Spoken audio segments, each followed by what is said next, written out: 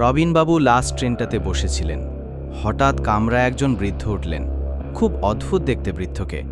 বসতেই তিনি রবিনবাবুকে বললেন, আমি বহু বছর আগে নামতে চেয়েছিলাম, ট্রেন থামেনি, আমি নামতেই পারিনি। এই বলে বৃদ্ধ একটা গভীর দীর্ঘশ্বাস ফেললেন আর মুহূর্তেই হাওয়ার মতো মিলিয়ে গেলেন। রবিনবাবু ভয়ে ঠান্ডা ঘাম ঝরতে লাগলেন। পুরো কামরাটা আবার ফাঁকা। তিনি উঠে দরজার দিকে এগোতেই দেখলেন ট্রেন চলেছে, কিন্তু বাইরের দৃশ্য স্থির, যেন সময় থেমে গেছে। আচমকা মাইকে ঘোষণা হলো, পরবর্তী স্টেশন পীরতলা।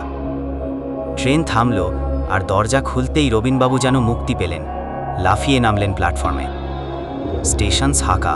ঠিক আছে, আমি এটা বলে শোনাচ্ছি। মা, ট্রেন থেকে নামতে দেরি হলে ভূতের সাথে দেখা হয়।